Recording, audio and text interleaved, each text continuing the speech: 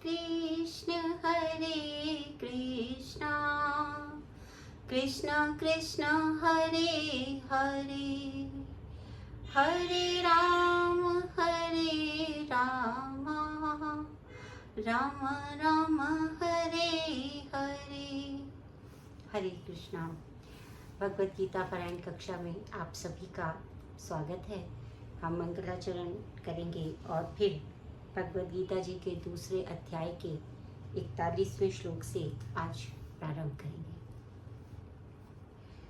ओम अज्ञानतिमिरान्धस्य ज्ञानाञ्जनशलाकया चक्षुरुन्मीलितं येन तस्मै श्रीगुरुवे नमः। श्रीचैतन्यमनोभीष्टं स्थापितं येन भूतले स्वयं रूपः कदा मह्यं ददाति स्वपदान्तिकम्। हे कृष्ण करुणा सिन्धु दीनबन्धु जगत्पते गोपेशु गोपिका कांता राधा कांता नमस्तुते। तप्त कांचन गौरांगी राधे वृंदावनेश्वरी वृषभानुसुते देवी प्रणमामि हरिप्रिये। वाञ्छाकल्पतरुभ्यश्च कृपा सिन्धुभ्येव च पतितानां पावनेभ्यो वैष्णवेभ्यो नमो नमः। हरे कृष्णा कृष्ण कृष्ण हरे हरे, हरे राम राम राम हरे हरे। हरे कृष्णा। अब हम भगवत गीता जी के दूसरे अध्याय के 41वें श्लोक पर आज विचार करेंगे। यह श्लोक भी बहुत ही अधिक हमारे जीवन से जुड़ा हुआ है और बहुत बार हमें जो है हमें इससे बहुत प्रेरणा प्राप्त होती है। वैसे तो भगवत गीता जी के प्रत्येक श्लोक में जो उपदेश है वो उसमें प्रेरणा भरी हुई है, परंतु यह श्लोक भी जो पिछला श्लोक हमने पढ़ा था, नेहा अभिक्रम नाशो अस्ति के समान ही बहुत अधिक महत्वपूर्ण श्लोक इस भगवत गीता जी का है। व्यवसायात्मिका बुद्धिर एकेह गुरुनंदन बहुशाखा ह्यनंताश्च बुद्धयो अव्यवसायिना। भगवान कहते हैं कि इस मार्ग पर जो चलते हैं वे प्रयोजन में दृढ़ रहते हैं और उनका लक्ष्य भी एक होता है। हे गुरुनंदन, जो दृढ़ प्रतिज्ञ नहीं है उनकी बुद्धि अनेक शाखाओं में विभक्त रहती है। वस्तुतः यहाँ पर बात तो हो रही है, जो बात हो रही है वो ये हो रही है कि किस मार्ग पर चलते हैं। ये जो मार्ग है ये भक्ति का ही मार्ग है। ये वो मार्ग है जहाँ पर हम भगवान कृष्ण की स्तुति करते हैं, भगवान कृष्ण को ही सब कुछ मानते हैं। ये वो मार्ग है। इस मार्ग पे चलते हुए हमारा और कोई कर्म जो है वो शेष नहीं रह जा सकता है, जो वो प्रयोजन में दृढ़ रहते हैं।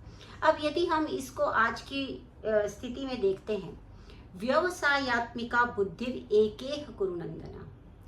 यदि हम शाब्दिक दृष्टि से देखते हैं तो देखिए, बुद्धि जो है वो दो प्रकार की होती है। एक बुद्धि को कहा गया है तदात्व बुद्धि और एक जो होती है वो निश्चयात्मिका या व्यवसायात्मिका बुद्धि होती है।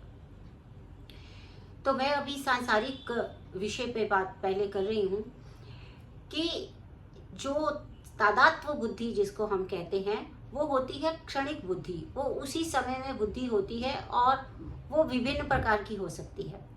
जैसे कि आपको एक बड़ा सामान्य सा उदाहरण, हम दिल्ली में रहते हैं तो दिल्ली में क्या होता है कि बहुत सारी गाड़ियाँ चलती हैं और कभी ना कभी किसी ना किसी गाड़ी पीछे से लग जाती है, आगे से लग जाती है, कोई जल्दी से ब्रेक लगा देता है, किसी को बहुत ही शार्प कट लेना पड़ जाता है हमारी गाड़ी के आगे से, है ना। तो ऐसे में तदात्व बुद्धि क्या होती है, तदात्व बुद्धि में क्या हो जाता है, रोड रेज हो जाते हैं। क्यों? क्योंकि बाहर जैसे ही वो गुस्से में बाहर निकलता है, दरवाजा मारता है और फिर जो सामने व्यक्ति होता है उसके ऊपर भी हाथ उठा देता है, उसको अब्यूज कर देता है और देखते ही देखते वो जो पूरी छोटा सा एक इंसिडेंस होता है वो इतना बड़ा इंसिडेंस बन जाता है कि कई बार तो जो है उसमें एक दूसरे की जो है वो जान तक ले लेते हैं। तो ये सब क्या होता है, ये तदात्व बुद्धि है, अर्थात क्षणिक बुद्धि है, उसी समय में उत्पन्न हुई है और उसी के अनुसार फिर हमारा पूरा कार्य हो गया। ये तदात्व बुद्धि है। इस बुद्धि में कुछ भी सोचा विचारा नहीं गया है, आगे पीछे उसके विषय पे कोई चिंता विचार जो है नहीं किया गया है। लेकिन एक व्यवसायत्मिका या निश्चयात्मिका बुद्धि होती है, उसके 5 स्तर होते हैं।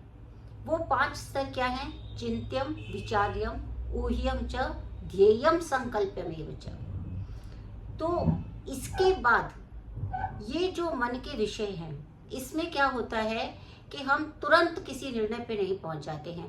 तुरंत हमको ये नहीं करना होता कि हम अब ये हो गया तो अब इसका यही कारण होगा और उसी के अनुसार हम कार्य करने नहीं लग जाते हैं। हमें जो करना होता है, हम क्या करते हैं? चिंतन करते हैं पहले, और फिर विचार करते हैं। चिंतन किसी वस्तु पे करते हैं, फिर उस पर विचार करते हैं। विचार का अर्थ होता है विविध प्रकार से विचरण करना, अर्थात कि अनेक अनेक प्रकार के उसमें दृष्टिकोणों से सोचना, जिसे बहुत सारे अल्टरनेटिव्स को देखना कि क्या क्या हो सकता है। और फिर उसके बाद ऊहा। ऊहा जो स्तर आता है, वो ऊहा का स्तर तब आता है जब हम चिंतन विचार करने के बाद, गुण दोष देखने के बाद में हम किसी एक लक्ष्य की तरफ थोड़ा बढ़ने लगते हैं कि इसमें ज़्यादा लाभ है। क्योंकि संसार में, भौतिक संसार में जितने भी हम निर्णय लेंगे, उसमें भौतिक रूप से ही कुछ लाभ होंगे और कुछ हानि अवश्य होगी। कोई भी जो हम निर्णय लेते हैं, वो पूरे का पूरा निर्णय जो है वो कभी भी हमेशा 100% सही नहीं, मतलब 100% फल नहीं देगा। उसमें कुछ ना कुछ उसमें नेगेटिव पॉइंट्स जरूर होंगे। तो जिसमें ज़्यादा पॉजिटिव होगा उसकी तरफ वो हिलता है। फिर वो ध्येयम, फिर वो एक ध्येय निश्चित करता है कि नहीं, इसमें ज़्यादा लाभ हो रहा है, इसी को करना चाहिए। और फिर करता है संकल्प, अर्थात फिर वो एक्शन मोड में आता है। ये सारे स्तर पार करने के बाद जो बुद्धि निर्णय लेती है, उस बुद्धि को, जिस बुद्धि तक हम पहुंचते हैं, उस बुद्धि को निश्चयात्मिका या व्यवसायत्मिका बुद्धि कहते हैं सांसारिक दृष्टि से। परंतु यहाँ पर जो उपदेश दिया जा रहा है, उस उपदेश में तो सारी बुद्धि क्या कह रही है कि कृष्ण भावना अमृत होना। कृष्ण भावना अमृत में सबसे इम्पोर्टेंट जो बात है वो क्या है? दृढ़ श्रद्धा, ठीक है ना, जिसमें व्यवसायत्मिका बुद्धि एकेह कुरुनंदना, ये बुद्धि जो है वो एक ही होती है। अर्थात इस बुद्धि को केवल कृष्ण से ही मतलब है, कृष्ण से ही उसका सारा अभिप्राय है। क्योंकि कृष्ण भावना अमृत जिसे हम कहते हैं, कृष्ण भावना अमृत का अर्थ ये होता है कि हम अपने सभी कार्य जो हैं वो कृष्ण की ही सेवा में लगाएं, कृष्ण की इंद्रिय तृप्ति में ही लगाएं। तो व्यवसायत्मिका बुद्धि जो है वो क्या है? कृष्ण भावना अमृत में स्थिर बुद्धि है। तो वो क्या करती है? ये जो दृढ़ श्रद्धा, ये दृढ़ श्रद्धा की व्यवसायत्मिका क्या है? ये दृढ़ निश्चय या दृढ़ श्रद्धा होनी चाहिए कि कृष्ण भावना अमृत द्वारा मनुष्य जीवन की सर्वोच्च स्थिति को प्राप्त कर सकेगा। और इसी बात को ही व्यवसायत्मिका बुद्धि जो है यहाँ पर कहा गया है। चैतन्य चरितामृत में भी मध्य खंड में ऐसा ही कहा, श्रद्धा शब्दे विश्वास कहे सुदृढ़ निश्चय कृष्णे भक्ति कैले सर्व कर्म कृत है। अर्थात श्रद्धा का अर्थ है किसी अलौकिक वस्तु में अटूट विश्वास। अलौकिक वस्तु में अटूट विश्वास को श्रद्धा कहते हैं। और जब कोई कृष्ण भावना अमृत के कार्यों में लगा होता है तो फिर वो सब कुछ भूल जाता है। तो उसके लिए जो है फिर परिवार, मानवता, राष्ट्रीयता, इस सब से बंधे रहने का कोई औचित्य नहीं रह जाता है। क्योंकि जब वो कृष्ण भावना अमृत में संलग्न हो जाता है मनुष्य, तो फिर उसको अपने कर्मों के लाभ और हानि का भी कोई चिंता नहीं रहती है।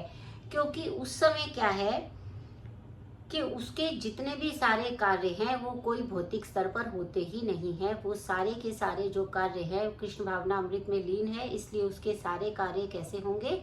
वो आध्यात्मिक स्तर पर ही किए जाते हैं। इसीलिए ये जो सारे अच्छे बुरे फल हैं, इसकी जो है वो पराकाष्ठा क्या है, यानी इनसे छुटकारा पाने का एक उपाय क्या है? देहात्म बुद्धि से मुक्ति प्राप्त करना। देहात्म बुद्धि से, जैसे मैं बार बार बता चुकी हूँ कि देहात्म बुद्धि ये है कि स्वयं को देह मानना आत्मा के स्थान पर। तो इसलिए, और उसी को सब कुछ मान लेना। इस देह आत्म बुद्धि से कैसे छुटकारा मिलेगा? जब कोई भी व्यक्ति भगवान कृष्ण में दृढ़ निश्चय होकर लीन होगा, सभी कर्मों को करते हुए भगवान कृष्ण का ही स्मरण करेगा कि हे भगवान, मैं अपने कर्तव्य को पूरा कर रहा हूँ और जितना मेरे से हो रहा है और बाकी आप अपना देख लेना, ठीक है। इस तरह से जो कृष्ण भावना अमृत है वो किस दृढ़ निश्चय ज्ञान पर आधारित है। ये किस पे ऐसे ही नहीं है कि ऐसे ही हमने मान लिया। एक दृढ़ निश्चय जो है ये ज्ञान पर, किस ज्ञान पर आधारित है? यह इस ज्ञान पर आधारित है कि वासुदेवः सर्वम इति स महात्मा सुदुर्लभः। 9वें अध्याय में हम इसको, 9वें अध्याय के 3 श्लोक में हम इस पर फिर से चर्चा करेंगे।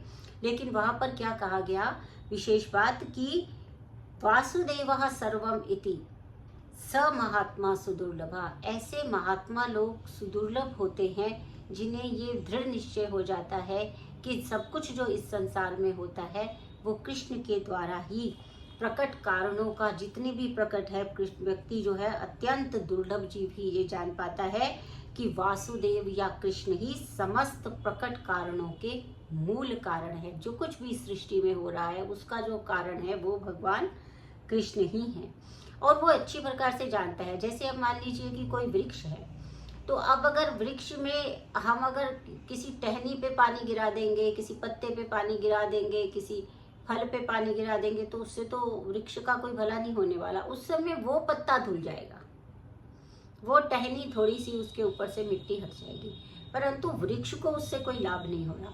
वहीं पर यदि हम वृक्ष की मूल में, जड़ में पानी डाल देंगे और जड़ को जब सिंचाई करेंगे तो जड़ से जो पानी है वो अपने आप ही सारे वृक्ष की शाखाओं में, टहनियों में, पत्तों में अपने आप चला जाएगा, है ना।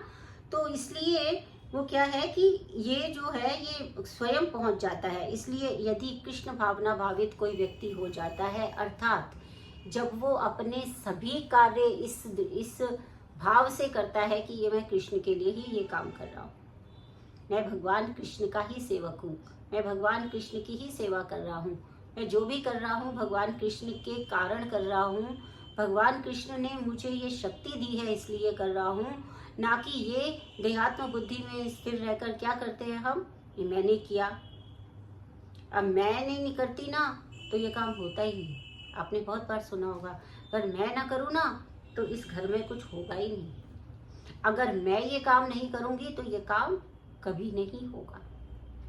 ये जो एक बुद्धि है वो देहात्म बुद्धि है। क्यों? क्योंकि मैं जो भी कर रही हूँ या हम जो भी कर रहे हैं वो सबके पीछे जो मूल कारण है वो भगवान है, भगवान की प्रेरणा है और हम जो कार्य कर रहे हैं वो हमें करना ही पड़ेगा, क्योंकि हमने, जैसे पहले भी मैंने बताया कि हम अपनी प्रकृति से बंधे हुए हैं।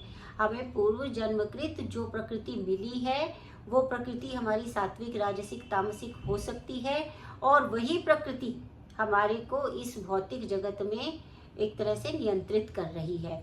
तो हम उसी के नियंत्रण में रहते हुए सात्विक, राजसिक, तामसिक कार्य सदैव करते रहते हैं और वो करना हमारे को जो है हमारा एक प्रकार से कर्तव्य सा बन जाता है, वो हमारी बाध्यता हो जाती है कि हम उन कार्यों को करें। लेकिन यदि कोई प्राणी जो है वो ये बात को अच्छी तरह से समझ जाता है कि ये मैं नहीं कर रहा हूँ, अर्थात मैं मतलब ये जो देह है वो नहीं कर रही है, इसमें जो जीव है वो करवाता है और जीव जो है वो भगवान का शाश्वत अंश है, इसलिए जीव भी जो भी कार्य कर रहा है वो भगवान की प्रेरणा से कर रहा है। तो इसमें मैं अपने आप को सारा श्रेय दे दूं और भोक्ता मान लूं तो ये मेरी मूर्खता है। तो इसलिए भगवान कह रहे हैं कि जो कृष्ण भावना अमृत होता है वो मनुष्य जो है वो अपने प्राणी, सारे अपने परिवार और समाज की श्रेष्ठ सेवा कर सकता है, क्योंकि उसमें वो अपने आप को ना तो कर्ता मान रहा है और ना भोक्ता मान रहा है, इसलिए उसमें अधिक उसको लाभ ही लाभ है, उसमें हानि है ही नहीं। तो इसके बाद वो ये भी कहते हैं कि लेकिन ये कृष्ण भावना अमृत जो है वो जो सेवा है, में जो सेवा है वो गुरु के जो समर्थ निर्देशन में ही ठीक से हो सकती है। हम इसमें इस बात को बार बार भगवान ये कह रहे हैं, क्योंकि ये जो हमारा ज्ञान है, ये जो भगवत गीता है, ये भी गुरु परंपरा से ही प्राप्त हुई है। जैसे भगवान ने स्वयं कहा कि मैंने ये सर्वप्रथम ये ज्ञान जो है वो सूर्य भगवान को दिया था, और उसके बाद ये परंपरा आगे बढ़ी। तो जो भी ज्ञान है वो एक प्रामाणिक गुरु से ही ऊपर से नीचे आता है, और गुरु के जो गुरु का निर्देशन है वो किसी भी ज्ञान को प्राप्त करने के लिए प्रथम अनिवार्यता है। तो इसलिए यहाँ पर उन्होंने कहा है कि जब कृष्ण भावना अमृत है उसमें दक्ष होने के लिए भी हमें गुरु की आवश्यकता होती है। हम अपने आप से जो है वो इस विधा में निपुण नहीं हो सकते हैं। हम अपने आप कृष्ण भावना अमृत नहीं हो सकते, हमें गुरु के निर्देशन की आवश्यकता होगी। इसी में ही जो श्री विश्वनाथ ठाकुर हैं वो यहाँ पे क्या बता रहे हैं, गुरु की प्रसिद्धि में उन्होंने एक उपदेश दिया है, यस्य प्रसादात भगवत प्रसादो यस्य प्रसादा न गति कुतो। अर्थात जिनके प्रसन्न होने से स्वयं भगवत जो है वो प्रसन्न हो जाते हैं, और जिनके प्रसन्न हुए बिना कोई भी गति नहीं है, अर्थात हम कहीं नहीं पहुंच सकते हैं। ध्यायन् स्तुवंस्तस्य यशस्त्री संध्यम वंदे गुरुहो श्री चरणारविंदम। अर्थात ऐसे जो लोग हैं, ऐसे जो गुरु हैं, उनकी ध्याना स्तुति, ध्यायन् स्तुवन त्रिकालम त्रिसंध्यम यश त्रिसंध्यम, उनके जो यश का गान है वो संध्या में 3 बार जीवन मतलब पूरे दिन में 3 बार उनकी कृपा की याचना करनी चाहिए, और अपने गुरु को सादर नमस्कार करना चाहिए, उनके चरणों में सदैव प्रणाम करना चाहिए। तभी हम कृष्ण भावना अमृत के पथ पर आगे बढ़ सकते हैं। क्योंकि ये जो पूरा ये कोई सैद्धांतिक पद्धति के रूप में देहात्म बुद्धि से दूर होने का कोई ये ऐसा नहीं है कि एक थ्योरी बता दी, एक सिद्धांत बता दिया, एक प्रिंसिपल बता दिया। ये एक सत्य है, और ये सत्य जो है ये एक व्यावहारिक वस्तु है, और इस व्यावहारिक इस सिद्धांत को व्यवहार में लाने के लिए हमें जो है वो एक प्रामाणिक गुरु के निर्देशन की आवश्यकता होती है। इसलिए सदैव हमारी संस्कृति, हमारा शास्त्र, हमारे वेद सदैव क्या कहते हैं कि एक अच्छा जो व्यक्ति है, जो अच्छा होने के लिए उसको एक अच्छे गुरु की आवश्यकता है, जैसे कि अर्जुन को भगवान कृष्ण के रूप में सर्वोच्च गुरु प्राप्त हुए, है ना। तो यहाँ पर इस प्रकार से ये कहा गया है कि ये अटूट विश्वास, क्योंकि यदि हम एक में विश्वास नहीं करते हैं, कहते हैं ना एको देवा शिवो वा केशवो वा, एक किसी जगह पर यदि हम स्थिर नहीं होते हैं, यदि हम एक जगह पर स्थिर नहीं हो पाते हैं, तो बहुशाखा ही अनंताश्च बुद्धियों और व्यवसायिना, जो दृढ़ निश्चय नहीं कर पाते हैं, जैसे कि किसी में कहते हैं ना डिसीजन मेकिंग पावर नहीं होती, यदि कोई एक निर्णय पे नहीं पहुंच पाता है, उसको उसकी बहुशाखा ही अनंताश्च, बल्कि जिसके तो व्यवसायत्मिका बुद्धि है, जो एक लक्ष्य पे स्थिर रहता है, वो तो अपने लक्ष्य को पा लेता है। लेकिन जिसके लक्ष्य ही अलग अलग हों, अब किसी को बोलते हैं ना कि तुम्हें बनना क्या है, तुम्हें पता तो हो कि तुम अपना करियर कैसा बनाना चाहते हो। कई बार आपने देखा होगा कि लोग, जो बच्चे हैं वो बड़े कंफ्यूज रहते हैं, साइंस ले लेते हैं, कभी कॉमर्स ले लेते हैं, कभी आर्ट्स ले लेते हैं, कभी कुछ ले लेते हैं, तो उनको समझ ही नहीं आ रहा होता कि आखिर मुझे करना क्या है। तो लाइफ में भी जब हमें कभी भी समझना नहीं आता है, हमारे बड़े सारे लक्ष्य होते हैं कि हम एक ही समय में ये भी कर लें, ये भी कर लें, ये भी कर लें, तो हमारा कोई काम जो है वो सिद्ध नहीं हो सकता। यदि हमें किसी लक्ष्य को प्राप्त करना है तो एक समय में हमें एक निश्चयात्मिका बुद्धि से एक लक्ष्य निर्धारित करना पड़ेगा।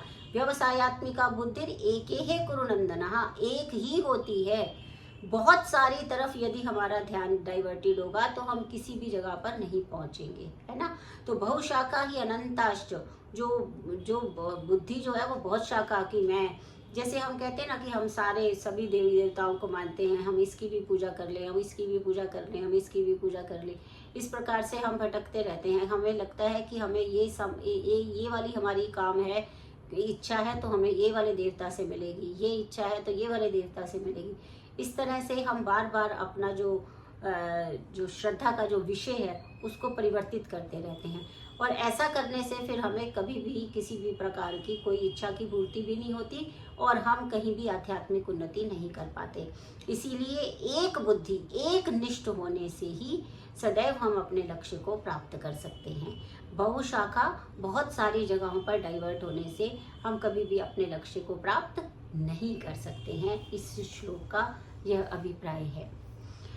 इसके बाद आता है यामिमां पुष्पितां वाचं प्रवदन्ति अविपश्चितः वेदवादरतः पार्थ न अन्यत् अस्ति इति वादिनः कामात्मानः स्वर्गपरा जन्म कर्म फलप्रदां क्रिया विशेष बहुलां भोगै ऐश्वर्ये गतिं प्रति।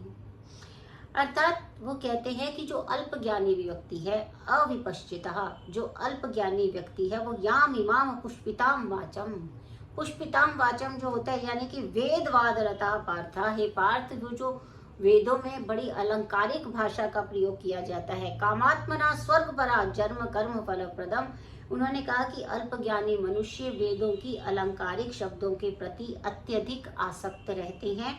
जो स्वर्ग की प्राप्ति, अच्छे जन्म, वेद वार्ता पार्थ न अन्यदस्ति वादिनः कामात्मना स्वर्ग परा जन्म कर्म फल प्रदाम, अच्छे जन्म, शक्ति इत्यादि के लिए विविध सकाम कर्मों की जो है वो के लिए वो काम करते हैं। इंद्रिय तृप्ति तथा ऐश्वर्यमय जीवन की अभिलाषा के कारण भी कहते हैं कि इससे बढ़कर और कुछ भी नहीं है। हम वेदों में बहुत प्रकार के यज्ञ बताए गए हैं, कर्म कांड बताए गए हैं, पुत्रेष्टि यज्ञ, पुत्र को प्राप्ति करने का यज्ञ, स्वर्ग को प्राप्ति करने का यज्ञ, धर्म को प्राप्ति करने के लिए यज्ञ, ऐसे बहुत सारे यज्ञ बताए गए हैं। अब ये इन यज्ञों के प्रति भगवान कह रहे हैं कि इन यज्ञों के प्रति वही लोग ज्यादा आकृष्ट होते हैं जो भौतिक जो हमारी इच्छाएं हैं ना, उनकी पूर्ति के लिए हम लग जाते हैं, तो हम उसमें ज्यादा आकर्षित हो जाते हैं, क्योंकि वो भाषा ही ऐसी अलंकारिक होती है। देखो ये यज्ञ करने से तुम्हें स्वर्ग मिलेगा, स्वर्ग में बहुत सुंदर अप्सराएं होंगी, स्वर्ग में सुरापान होगा, स्वर्ग में आनंद से रहेंगे, या फिर अच्छे कुल में जन्म होगा, अगली बार अच्छा घर मिलेगा। ये सारी चीजों से इतना ज्यादा आकर्षण हो जाता है कि वो इस यज्ञ में इसी को करते रह जाते हैं और उनकी इस वास्तव में इस संसार के जन्म मरण के चक्र से मुक्त होने का कोई भी उनका मन नहीं होता है कि वो ऐसा भी कुछ करें।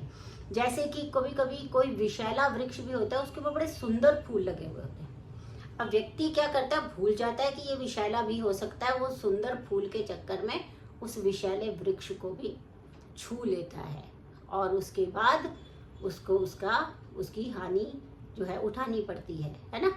तो ये सब जो है वो कह रहे हैं कि ये इस तरह से वो जो इंद्रिय तृप्ति के लिए जो है वो देवताओं की पूजा की जाती है, क्योंकि जैसे कहा गया है वेदों में कहा गया कि चातुर्मास यज्ञ जो करते हैं, तप करते हैं, वो अमर हो जाते हैं, सदा सुखी रहते हैं, सोम रस का पान करते हैं। इस संसार में भी लोग सोम रस का पान करने के लिए काफ़ी उत्सुक रहते हैं, तो इसमें वो विशेष आसक्त होते हैं और सामान्यतः ये लोग विषयी होते हैं, अर्थात विषयों में डूबे रहने वाले होते हैं, संसार में आसक्ति रखने वाले होते हैं। और ऐसा व्यक्ति जो संसार में आसक्ति रखता है वही बहुशाखा है। जो संसार में आसक्ति रखेगा वो बहुशाखा है, क्योंकि वो अनंत है, क्योंकि हमारी इच्छाएं अनंत हैं, हमारी जो विषय वासनाएं हैं वो अनंत है। हमारी एक इच्छा पूरी होती है तो हमें दूसरी इच्छा करनी होती है, फिर दूसरी पूरी होती है तो तीसरी करनी होती है। ये उसी प्रकार से है जैसे हम कभी पानी में एक कंकड़ डाल देते हैं तो एक लहर एक दूसरी अपने आप को बनती चली जाती है। तो ये जो कंकड़ है ये वो विषय वासना है। ये विषय वासना का कंकड़ बार बार हमारे मन को विचलित करता रहता है। यदि हम एकह कुरुनंदना, हे कुरुनंदन, जब एक पे अगर एक भगवान कृष्ण पे स्थिर नहीं होते तो ये सब बार बार ये कंकड़ विषयों का हमारे शांत चित्त के सागर में बार बार लहरें उत्पन्न करता रहेगा और एक लहर दूसरे को उत्पन्न करती रहेगी, उसका कोई अंत नहीं होगा। तो इसलिए ये जो चीजें हैं इनका निषेध किया गया है। सभी प्रकार के बहुशाखा का निषेध किया गया है कि एक भगवान, बस एक निष्ठ होकर ईश्वर के प्रति समर्पित और शरणागति होने से ही हमें अपने लक्ष्य की प्राप्ति हो सकती है। ऐसे ही इसी का ही आगे जो है उसमें बताया गया, भोगैश्वर्य प्रसक्ता नाम तया अपहृत चेतसा व्यवसायत्मिका बुद्धि समाधो ना विधीयते। बिल्कुल उसी से मिलता जुलता ये श्लोक है, इसलिए आज ही ले लिया कि जो लोग इंद्रिय भोग और भौतिक ऐश्वर्य के प्रति, भोग ऐश्वर्य प्रसक्ता नाम, भोग और ऐश्वर्यों के प्रति बहुत अधिक आसक्त रहते हैं, तया अपहृत चेतसा, उनका जो हृदय है वो इन्हीं से ही चुरा लिया गया है। जो हमारी सांसारिक चीजें हैं, जो हमारी सांसारिक विषय हैं, लालसाएं हैं, उसी में ही फंस के रह गए हैं हम लोग। और उसी में आसक्त होने से बहुत सी वस्तुओं से वो क्या है, अपहृत चेतसा, एकदम मोहग्रस्त हो जाते हैं। क्या करें क्या ना करें इसका ज्ञान भी उनको नहीं रहता है। व्यवसायत्मिका बुद्धि समाधो न विधीयते, ऐसे मनों में भगवान की भक्ति के प्रति निश्चितीकरण, दृढ़ निश्चय नहीं हो पाता है। क्योंकि समाधि का अर्थ जो है वैदिक शास्त्रों में क्या बताया, सम्यक आधीयते अस्मिनात् आत्मतत्व यथात्म्यम, अर्थात जब मन आत्मा को समझने में स्थिर रहता है तो उसे समाधि कहते हैं। मन के जो समाधान कर देते हैं हम, उसे समाधि कहते हैं। मन के समाधान को समाधि कहते हैं। मन का समाधान क्या है कि मन को बहुत सारे विषयों में भटकने से बचाना, नियंत्रित करना और उसको ध्यान लगवाना कहाँ पर, भगवान कृष्ण के चरणों पर। यही जो है वो मन का समाधान करने का एकमात्र उपाय है।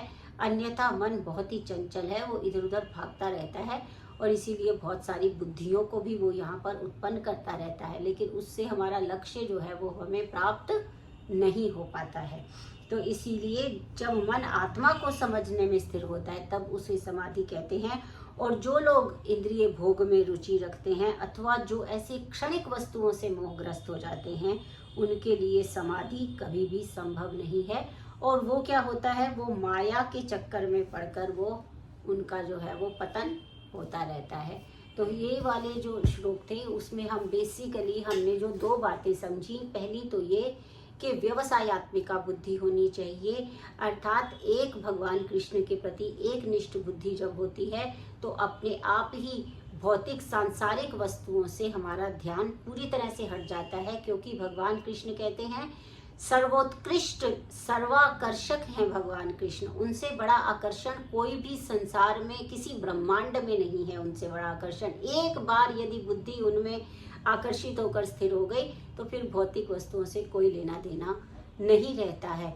लेकिन यदि बुद्धि बहुत तरीके से भटकती रहती है, बहुशाखा हो जाती है, तो फिर उनको जो है वो कभी भी भगवान के चरणों में जो ध्यान है वो उनका नहीं लग सकता है।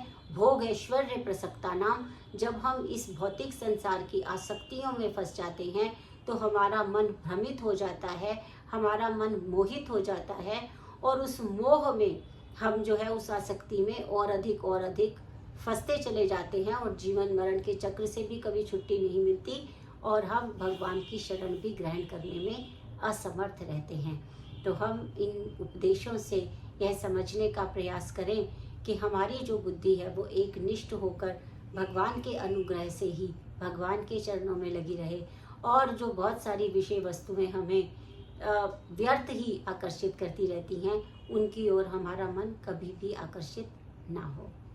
इसी के साथ मैं आप सभी लोगों का जो मुझे सुन रहे हैं, मेरे साथ भगवद गीता पारायण कर रहे हैं, उन सब का मैं हृदय से धन्यवाद देती हूँ। आप सभी का धन्यवाद और हम अगली कक्षा में पुनः मिलेंगे। हरे कृष्णा।